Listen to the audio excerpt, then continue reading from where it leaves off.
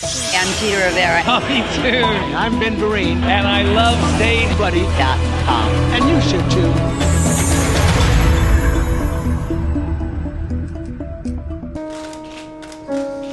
The most beautiful sound I ever heard.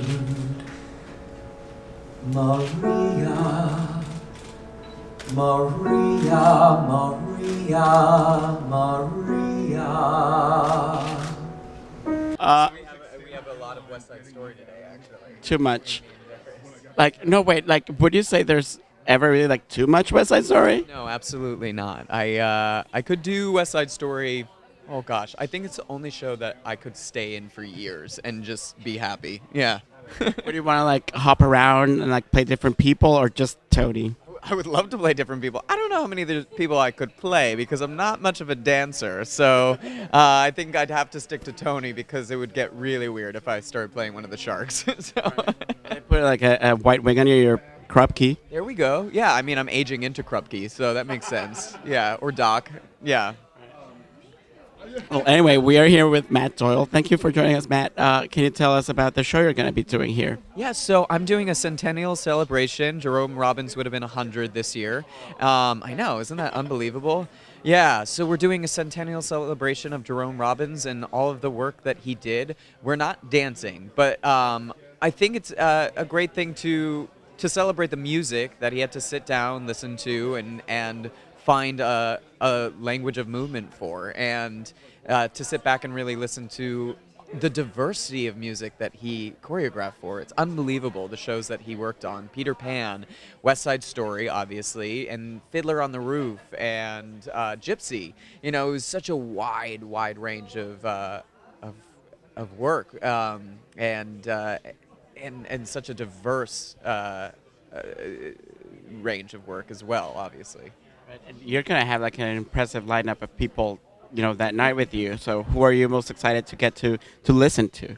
Oh, to get to listen to? Oh my gosh. I love them all. They're so amazing. We have Beth Malone, Laura Osnes, and Aaron Finley. Aaron's voice is insane, so I can't wait to hear him. That boy can sing into the rafters. Like, it's no problem at all, and it's so easy for him. Laura and I have been friends for years.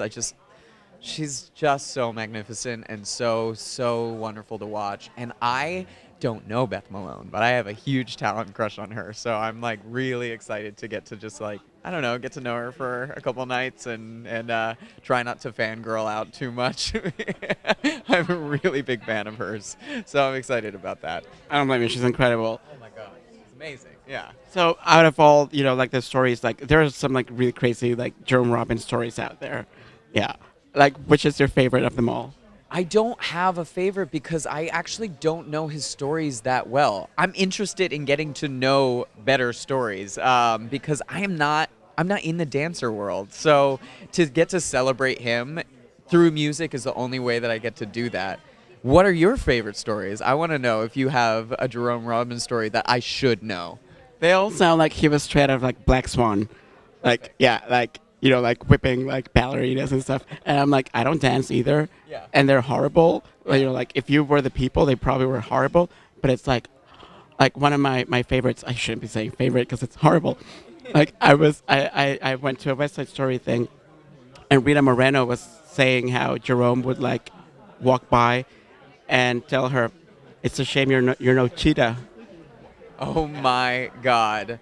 Well, that's amazing. Well, here, I have a flattering Jerome Robbins story. Cheetah Rivera came and spoke to the cast of the West Side Story at the Paper Mill Playhouse that I did a couple years ago. And she was so wonderful and so kind. And she was talking about Jerome, and obviously he had quite a loud personality. I think that's pretty clear. But he pulled her into the room one day right after he had choreographed the Cha-Cha. And They walked into the room, and he said, tell me what you think about this. And it was that beautiful music, the dun, dun, dun, dun. And she started weeping and said nothing, just started crying. And he looked at her and he said, okay, good, that's what I thought. That was it. Yeah. That's wonderful. So you say you're not much of a dancer. So, like, but why? I mean, I've seen you move on stage and, like, You do a pretty good job. I get by. I think I can pony now because I did Book of Mormon. I've got that step down. I just was never. I was a really, really awkward kid growing up, and so I think accepting myself to present myself only through my body and movement was really tough for me. I was so self-conscious, and I had a much better time kind of like bearing my soul through singing and through music. But that's also why I admire dance as much as I do. I mean, I think I've only dated dancers in my life. I'm so attracted to dancing. I think it is just so thrilling because it's a language that I'm not comfortable with. So when I see brilliant dancers, I'm just amazed by them. And I try to be involved in the dance world as much as I can, obviously. But yeah, it's something that I get to admire from afar rather than it's a tough world. So I'm kind of glad that I'm not like sucked into it as much as I am. I just get to be like, wow, you guys are incredible. Do you worry that maybe I'm just like being paranoid out loud, but do you worry that Steven Spielberg's gonna get rid of the dances for his West Side Story remake? I just hope that he preserves West Side Story as much as it should be preserved. I maybe that sounds very general to say, but I think like most people watching understand that it is so special as it is, and I really, really think that the language that Jerome Robbins created in that piece is a part of the piece, and I can't listen to the Dance of the Gym without seeing the movement, and if I'm not seeing the original choreography, I know this is bad, and there's a lot of choreographers out there that are like, come on, this is the problem. I think it's as much a part of the piece as not screwing up what Bernstein created. It's set, and that's how I feel. Sorry. So what was your favorite song in West Side Story that you don't get to sing, but that you just love listening other people sing? Oh, probably America. Yeah, it's so thrilling. And the last production that I did, Natalie Cortez was our Anita. And that voice, I mean, she has that like beautiful cheetah sound, where it's so guttural, and boy, she could dance. So I love listening to her every night. And the score is just unbelievable. The orchestrations there are just so thrilling. So I love America. And that's certainly a piece that I don't get to do. For so many reasons.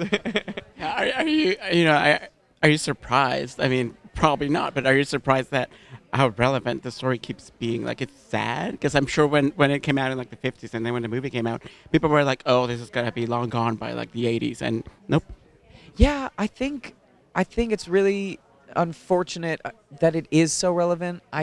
We were doing that production of West Side Story when Pulse happened, and had to go out on stage the morning after, and our Maria just completely lost it during her monologue, and it's very, very, very, very painful that there is so much hatred and gun violence and violence, and it only seems to be getting worse in our country right now. So I think it's a really, really important time to continue to spread the message of love and acceptance that show spreads, and also so many of the shows that Jerome worked on spreads.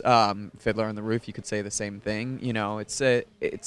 It's very important to have a glimpse into other people's lives and recognize that they are just as human and beautiful and complex as we are, and never to forget that. And how amazing that Jerome was able to put that idea into his movement as much as he did, and all of the pieces that he worked on.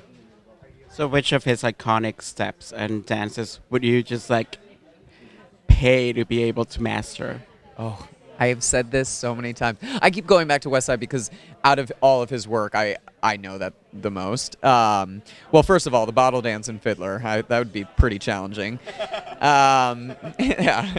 But in West Side Story, when they break into the mambo, I watch that all the time. I'm like, how did they do that? What is that? And I've asked my friends to try and teach me it. I'm such a disaster, but I think it's amazing. And so the mambo in the Dance of the Gym, I want that down. It's the toughest part of that show, I think, but I need it. So do you have any stage roles lined up next? Because you did like back to back to back to back to back shows, basically. Last year was pretty busy, a lot of off-Broadway work. I do have shows coming. I'm working on a Broadway revival that I can't name, unfortunately, and I'm working on a new musical that I can't name either. So that sucks, but I will say that it's good. Both are good, and I'm excited about both projects. Thank you for joining us. Would you like to invite our viewers to come see your show? Yes, please come May 8th at 54 Below, 7 p.m. and 9:30 p.m. It is a Centennial Celebration of Jerome Robbins. You've got Laura Osnes, Beth Malone, Aaron Finley, and we hope to see you there. It's directed by Kathleen Marshall. She is amazing. I absolutely love this woman and love her work, so to get to work with her on that is really thrilling. Thank you. Maybe she can teach you the mambo scene. I think if anyone can do it, it's Kathleen. That is a patient woman. Thank you. Maria, Maria, Maria, Maria, Maria, Maria. Say it loud and there's music playing. Say it soft and it's almost like praying. Maria, I'll never stop saying Maria.